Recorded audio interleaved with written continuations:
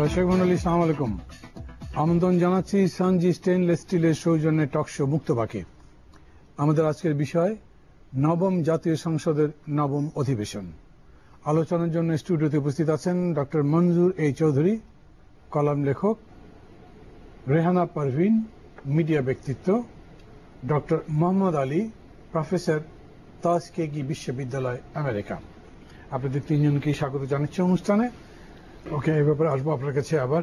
Doctor মঞ্জুর এ চৌধুরী, এরকম কিছু নয় যে আপনাকে এটা নিয়েই কথা বলতে হবে, এটাও বলতে পারেন, অথবা অন্য কিছু যদি ভেবে থাকেন নবম জাতীয় সংসদ বা সেই প্রসঙ্গে দেশের রাজনীতিতে, সেটাও বলতে পারেন। না, আপনি যেটা প্রথমেই বলছিলেন মান্না ভাই, যে আমাদের এই নবম সংসদের নবম অধিবেশন, বাজেট অধিবেশন, এবং ডক্টর মোহাম্মদ আলী সাহেব বললেন যে বাজেট অধিবেশনে আমাদের অর্থমন্ত্রী সাহেব কিছু কমেন্ট করেছেন গ্রামীণ ব্যাংক সম্বন্ধে।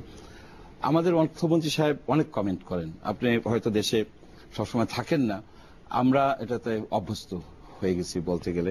তো বাজেট সম্বন্ধে আমার বিশাল কোনো বক্তব্য নেই, এটুকুই বলতে পারি যে একটা বিশাল বাজেট করা হয়েছে। এবং আরেকটা বিষয় আমাদের চিন্তা করতে হবে, এই বাজেটটা কমপক্ষে 3টা সরকার বাস্তবায়ন করবে। বাজেট করাটা মূলত বিশেষ কঠিন কাজ নয়, কারণ বাজেট করেন আমলারা কয়েকটা চেম্বারের সাথে আলাপ আলোচনা করে, এবং আমাদের যারা মাননীয় সংসদ সদস্য তাদের কিন্তু বাজেট পরিবর্তন করার কোনো ক্ষমতা নেই। তারা বাজেটের বিরুদ্ধে বক্তব্য দিলে বা ভোট দিলে তাদের মেম্বারশিপ ক্যান্সেল হয়ে যাবে, ওই যে 70 ধারায়। সুতরাং বাজেট হচ্ছে একটা অ্যাকাউন্টিং প্রসেস আমার কাছে মনে হয়। তবুও এটা একটা গুরুত্বপূর্ণ অর্থনৈতিক দলিল জাতির জন্য। তো সে বিষয়ে একটা কমেন্ট আমার কাছে মানে প্রয়োজনীয় বলে মনে হয়, যে 46% টাকা আসবে ইনকাম ট্যাক্স থেকে।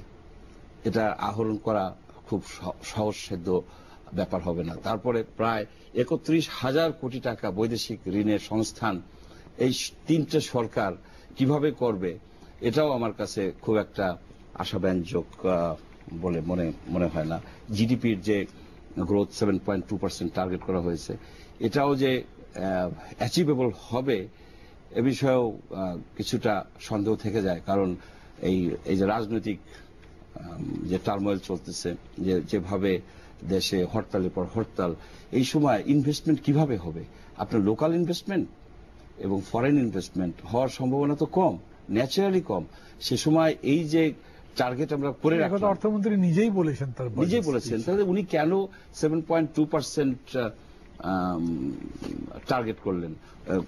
সিপিডির ডক্টর দেবপ্রিয় ভট্টাচার্য একটা চমৎকার মন্তব্য করেছেন, বলেছেন এ বাজেট পরাবাস্তব বাজেট, সুরিয়াল হচ্ছে মগ্ন চৈতন্যের রূপায়ণ, মগ্ন চৈতন্যের এক ধরনের তন্দ্রাচ্ছন্ন অবস্থায় মানুষ নানাবিধ স্বপ্ন দেখে। সেই সব খাপছাড়া স্বপ্নকে এক জায়গায় নিয়ে লোকে কিন্তু পরাবাস্তব নাটক লেখে, পরাবাস্তব। সেই পরাবাস্তব বাজেট আমাদের একজন পথিতযশা ইকোনমিস্ট বলেছেন। এ বাজেট কিভাবে বাস্তবায়িত হবে সে বিষয়ে সংশয় আছে। আমরা প্রতি বছর দেখি যে একটা সংশোধিত বাজেট হয়, ওই বাজেটে যে বোঝা যাবে এই পরাবাস্তব বাজেট কতটা বাস্তব হয়েছে।